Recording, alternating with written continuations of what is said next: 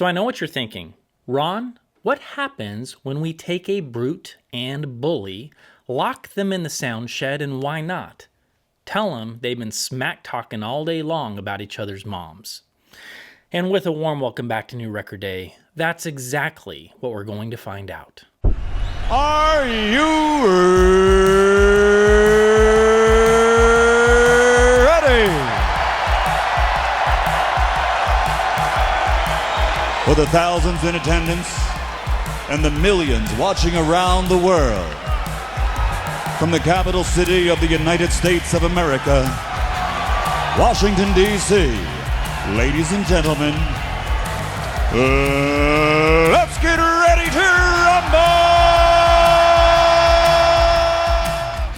The Brute is an acoustic suspension loudspeaker that offers a 15-inch woofer, 5 1/4-inch paper cone mid-range driver, and a soft dome tweeter. The speaker is available as a do-it-yourself kit or as a turnkey solution with some customizable options available as well. The Bully is an acoustic suspension loudspeaker that offers a 12-inch direct servo subwoofer, direct servo plate amplifier, 2 5 1/4-inch paper cone mid-range drivers, and a soft dome tweeter. The speaker is available as a kit or as a turnkey solution and also offers some customizable options available as well. For instance, if you want to finish the Brutes or Bullies yourself, you could order them as an assembled pair and take it from there. Or you could opt for a fully finished pair that's ready to go right out of the gate. In this example, a finished pair of Brutes that's coated in black Duratex would set you back just north of $3,000. A finished pair of the Bullies in black Duratex would set you back just north of $5,000.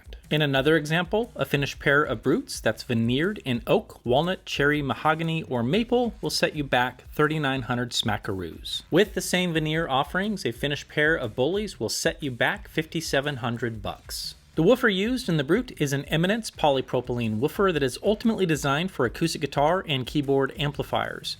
Being high bandwidth and enough airspace in the cabinet, Danny notes bass frequencies as low as 30 Hz in room, and we will be putting that to the test today. The woofer used in the Bully is a direct servo controlled subwoofer which is designed by Danny Ritchie. Without getting into the weeds, and to be honest, deserves its own video, direct servo is a technology which addresses settling times in a subwoofer and allows it to respond much quicker to the stop and go transients of bass frequencies. I'm very familiar with these subwoofers and these plate amplifiers, so I'll get this out of the way now. When Danny says these subs can pretty much do anything in any room, I not only believe him, but I've experienced it enough to confirm it's more than just GR research marketing, it's actually the truth. The direct servo technology is incredibly powerful and might give the Bully the upper hand in this category, but hey, let's not get ahead of ourselves, and besides...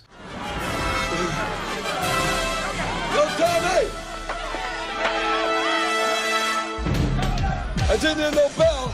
The mid-range driver on the Brute is the popular M130 paper cone driver that offers a vented pole piece, outer venting around the frame, bumped back plate polymer chassis, and a lightweight treated paper cone woofer. The mid-range drivers on the Bullies are the same as the Brute, except in this case, Danny uses 2 of them in what's known as an MTM configuration. This allows both drivers to work together, which relieves stress and cone movement. Also worth noting, because this top section is the only passive part of this loudspeaker, with the subwoofer being powered by its own plate amplifier, this makes the Bully incredibly sensitive and could be manhandled by the lowest of lowest wattage amplifiers that you have laying around. The tweeter used in the Brute and Bully is the T26SG, which is Danny's go-to tweeter for his X-Series offerings. This tweeter offers a hollow pole piece that provides good acoustic coupling to the rear chamber.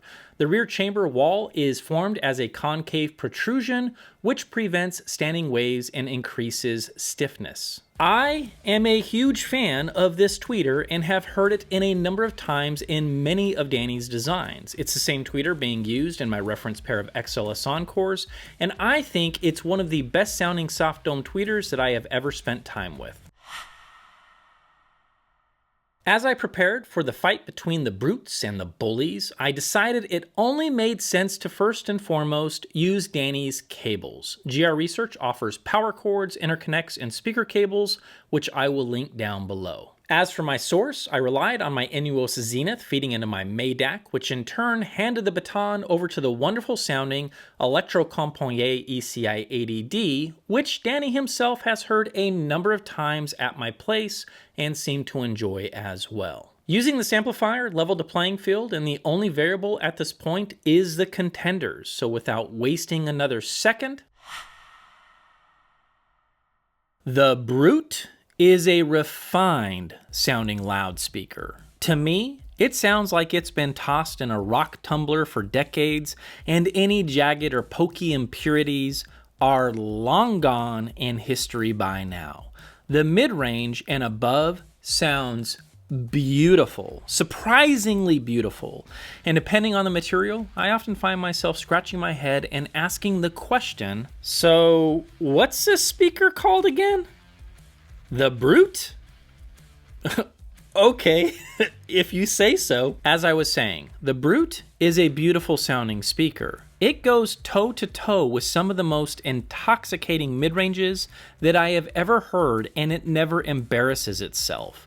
Air and extension is all there, and if you crave little nuggets of decay dripping off the heads of cymbals, well, you got it, and then some. At the same time, the top end is incredibly controlled and linear. Never ever would you call this speaker bright, or would you ever find yourself discovering snakes hissing as you make your way through the most mediocre of recordings. Now let's stop right here and make something clear.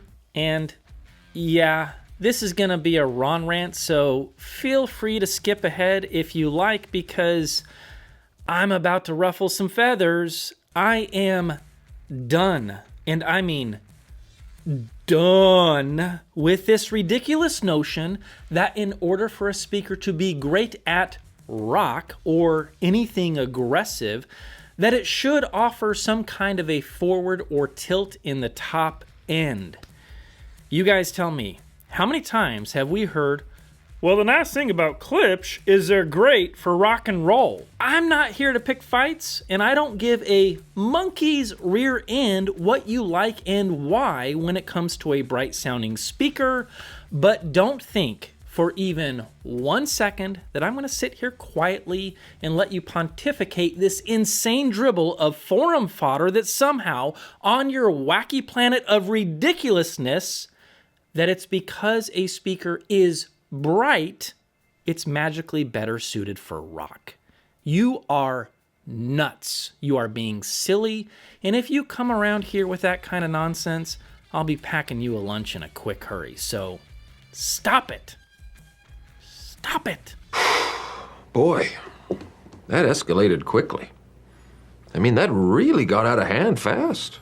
It jumped up a notch. It did, didn't it? Because the Brute is so refined, it simply shows what's there, hidden in the grooves or on the CD or streaming or whatever, and that's that. It will never add something, nor will it lift something, and in the end, when it's asked to stand on trial, it will simply tell the truth. Cymbal hits sound ballsy when they should, sound splashy when they should, sound airy and crisp when they should, and yes, I could go on, but you guys get the point. Now, just because this speaker sounds refined and incredibly clean, that doesn't mean that turning it up won't get exciting. Without revisiting my rant, the exact opposite is true. When turning the Brute up and the music is intended to be exciting, that's exactly what you get. I have said this before, and it bears repeating. When it comes to music being exciting, it is not the job of our gear to make that happen. It's the job of our gear to allow that to happen. And with the Brutes, that's exactly what I heard. An exciting speaker when the music calls for it. A beautiful speaker when the music calls for it. A relaxed sounding speaker when the music calls for it. And yeah, you guys get the idea. As for the Bully, it also sounds refined and just as beautiful for all of the same reasons. However, and perhaps this is more indicative of the mid-range drivers than the tweeter, but overall to me, it sounds slightly more precise, quicker, and perhaps a little more analytical. It's difficult to find the perfect word to describe what I'm hearing, but I've noticed that the Bully seems to highlight micro details just a little bit more than the Brutes. When chatting about mid-range, and more specific upper mid-range, both the Brutes and Bullies sounded very balanced and even-handed. Trying something like AC/DC with guitars full tilt, your eardrums will be blessed to know exactly how a JTM 45 is supposed to sound, and fight me if you are wrong, the best sounding guitar amplifier ever made. Fender? Get out of here with that nonsense. With presence, balls, and the ability to take the listener to the edge of the cliff without throwing them over, the upper mid-range on both speakers is true to the recording and offers every single detail that is tucked away in the grooves of the record. At no point with either speaker have I found myself entering listening fatigue, and at the drop of a hat, they can both pivot and sound gorgeous with female vocals. In both cases, you will never hear snakes hissing, nor will you hear anything that sounds forward. Now, in the heart of mid-range, talking about male and female vocals, it's the Brute that sounds a specific way, and it's the Bully that will end up sounding however you want within reason. Starting with the Brute, male vocals are very clean from 100 hertz and up, with no additional meat on the bones than what the music calls for. As for lower baritones and bass vocals, I did take note to a little more heft or weight in the voice when compared to the Bullies, which we will get to later. Now, this heft or weight that I heard is not to be confused with bloom. There is nothing I heard that would point to panel vibrations, well farts, or resonances from a lack of bracing. No, for me, there is something else that I heard in the Brute in the lower frequencies that sounded just a little bit more elevated than the Bully. Now, the Bully, with the settings on the plate amplifier dialed in, could sound exactly as I just described, but with me in the driver's seat of the plate amplifier, sounded more linear and it sounded more clean in the bass than its little brother. That's right, the plate amp and subwoofer absolutely has an impact on the vocals, and you can dial in just how much oomph that you want, and at the same time, trimming the fat from the vocals is no problem at all. Both speakers' midband performance is spectacular, and like their top end, tells the truth. While I do think the Bully sounds quicker or lighter on its feet, both speakers sound incredibly fast throughout the mid-range. I believe this is where both the Brute and Bully pull away from the retro sound, as I've never heard an older Pioneer, JBL, or Advent sound fast. And if anything, a lot of those speakers, while charming, sound quite sluggish and slow when compared to both of these speakers we are looking at today. When we get to the measurements, please take note of the spectral decay, and yes, objectively, that is exactly what tells you what speed sounds like in a speaker, and both the Brute and Bullies are the equivalent of a finely tuned sports car.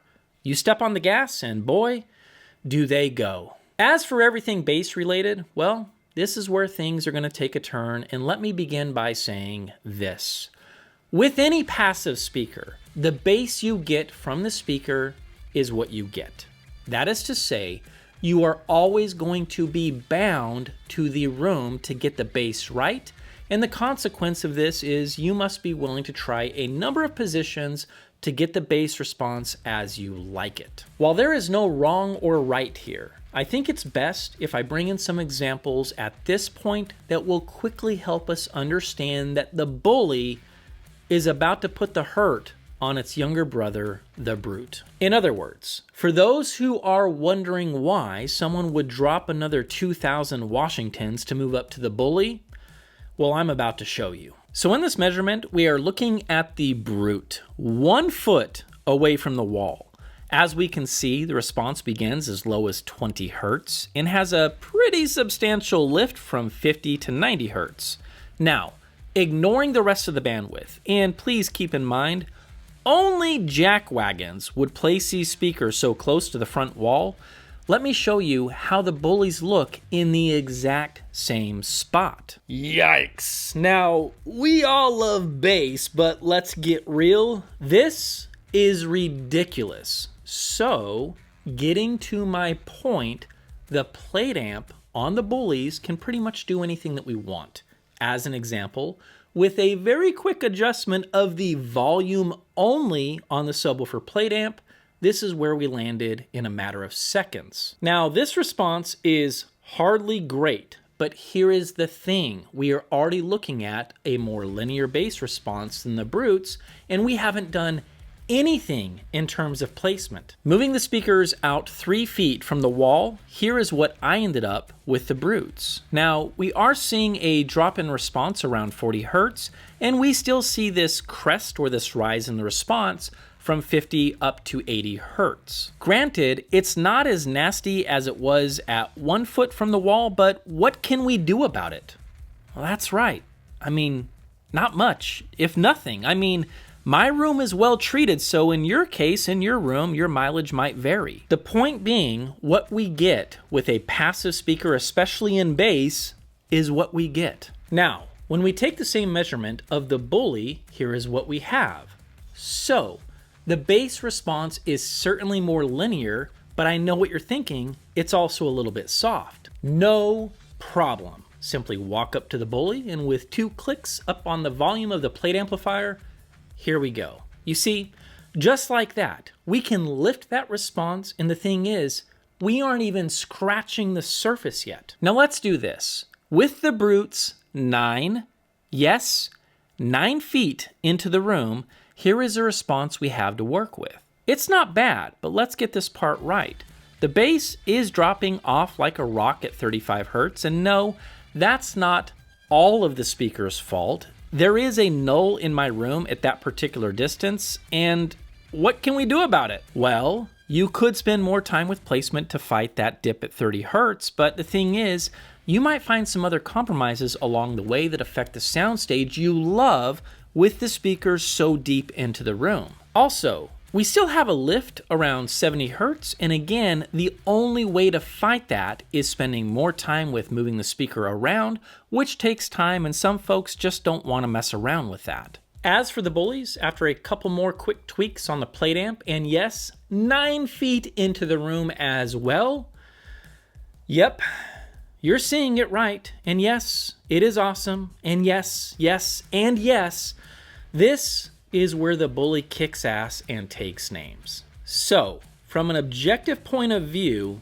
the Bully wins in bass every time when we compare it to the Brutes.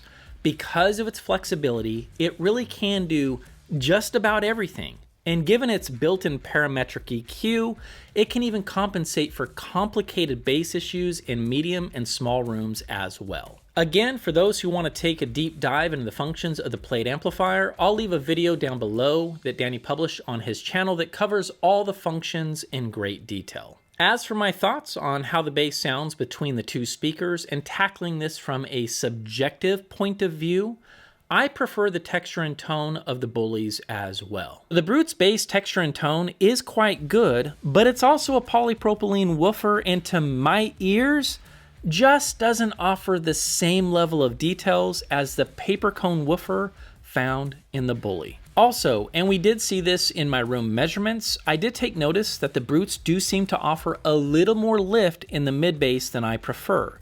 Now, this could be room dependent, and I accept that, but at the same time, it's confusing me as I've never seen that same lift in any speaker that I've had in the shed, and even more, it's strange that the lift that I noticed followed the speaker in every single room measurement. That is to say, at 1 foot, 2 feet, 3 feet, 4 feet, 5 feet, 6 feet, and 7 feet, I had a hard time pulling away from that excess energy. Now at 8 and 9 feet away from the front walls, I was good, but that also reminds me, I put a lot of hard work and effort into bass absorption in the sound shed, and I know many of you folks out there have great listening rooms as well, and you might be fine, but I am a little worried for those who snag the Brutes without any acoustic treatment and what they might end up with. Granted, this applies to any speaker, so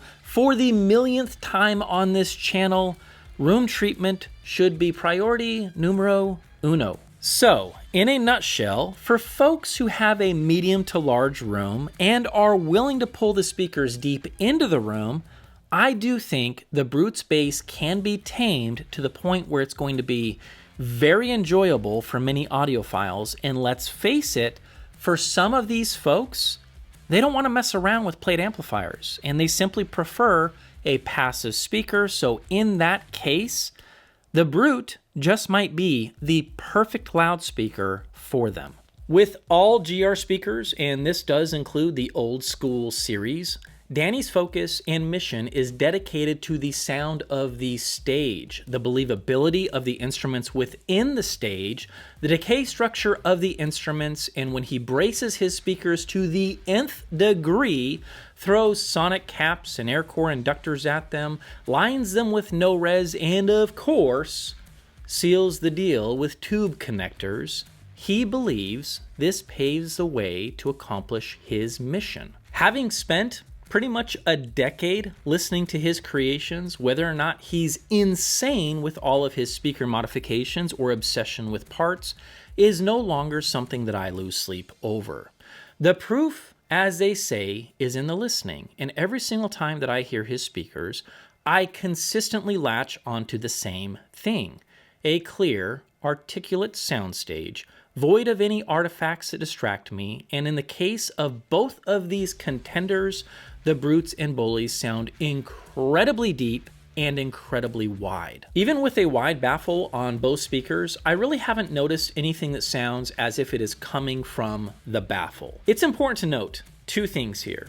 The drivers being offset or to the inside of the baffle is helping, and two, when listening to both the Brute or Bully, having them either facing forward or slightly towed in will keep the stage as open as possible. Even still, even when facing these speakers right at me, I still didn't take notice of anything that I would describe as two-dimensional or a wall of sound. No. With the Brutes and Bullies, they sound open, three-dimensional, and creating a realistic soundstage is something that seems to come easy for both of these speakers. For today's sound clip comparisons, I'll be playing the reference track, the Brutes, and then the Bullies. The clips were recorded using my Earthworks QTC40s and Zoom F8N. I do recommend wearing headphones, and with that, I'll see you guys after the clips to compare some notes.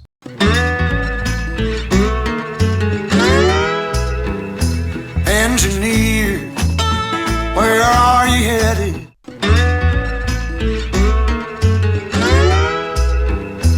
Engineer, where are you headed?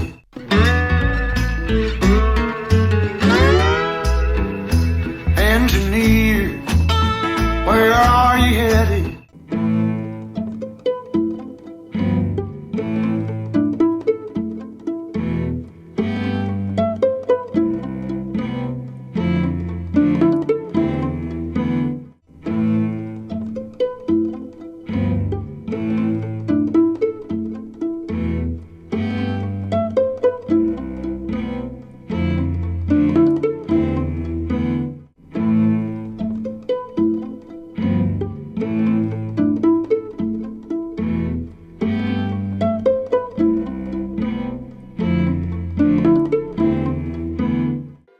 No hubiera pensado que yo me iba a enamorar, jamás no quería saber nada más, nunca más. No hubiera pensado que yo me iba a enamorar, jamás no quería saber nada más, nunca más. No hubiera pensado que yo me iba a enamorar, jamás no quería saber nada más, nunca más.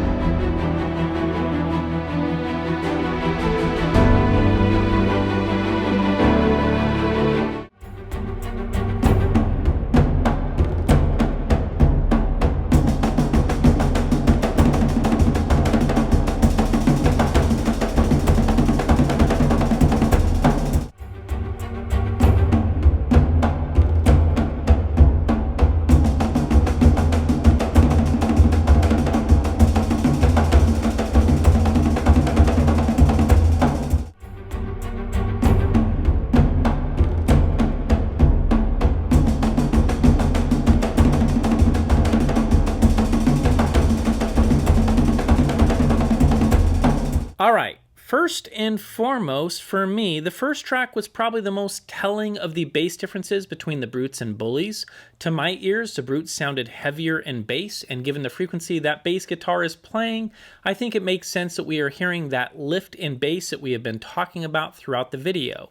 Now, when the Bullies play, to me at least, it sounds perfect. I mean, of all of the recordings that I've done so far, I do believe that the Bully is crowned as the king of sounding the most like the reference recording so far. I also took notice on every track and was surprised that the mics captured this, but sure enough, while we can't hear things like sensitivity differences in a recording like this because I am level matching, it's pretty clear to me that perhaps having those two woofers playing together in the Bully does have some audible advantages, and if that translates to more clarity and subtle details being revealed, well then, beam me up, Scotty. I'm curious as to what you guys heard in the clips and what you noticed, so please take the time to leave your comments down below.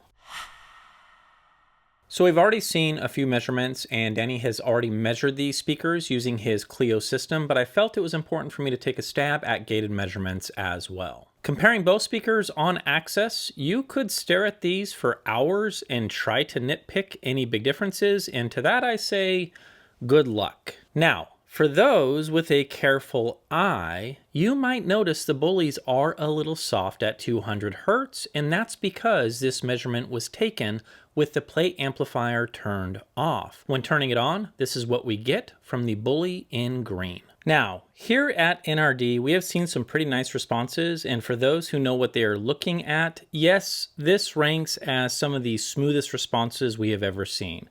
Both speakers are within a couple of decibels and look absolutely fantastic. As for spectral decays or waterfalls, here is the comparison with the Brute on top and Bullies down below. Both responses look very clean, and for those who are scratching their heads as to why Danny's look even cleaner than mine, one thing worth mentioning is my measurements are using a 6 millisecond time window, and Danny's is using a shorter 4 millisecond time window. When changing my time window to match Danny's, this is what I got with, again, the Brutes on top and the Bullies on the bottom, which looks nearly identical to what Danny had.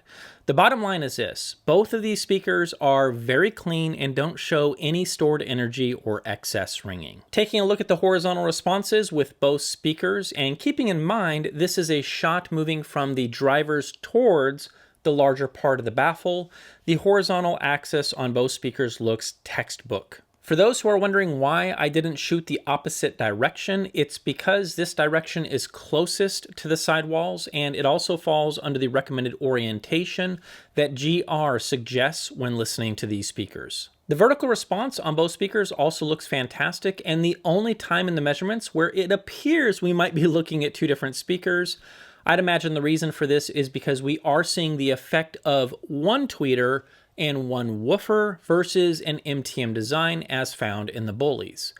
Either way, both vertical shots maintain consistency, showcasing what a great response looks like, and combined with the horizontal makes both speakers very easy to predict in a number of listening environments. As for impedance plots, unfortunately there seems to be a known issue with the latest release of Clio Pocket and my Mac operating system, and my measurements don't look right at all. Once I have this fixed, I'll get back to sharing my impedance plots, but for now, we will need to rely on what Danny has posted on his site. He is showing the Brutes to be a 9 ohm minimum and 12 ohm load from end to end. As for the Bullies, they are a 4 ohm load, and the rise in the response on the woofer's end is due to a large value cap in the circuit to bring down the bottom end. In my experience and real-world testing, I found the Brute to be easy to drive and would imagine power amps, let's say double digits or more, should wake them up without much of a challenge at all. As for the Bullies,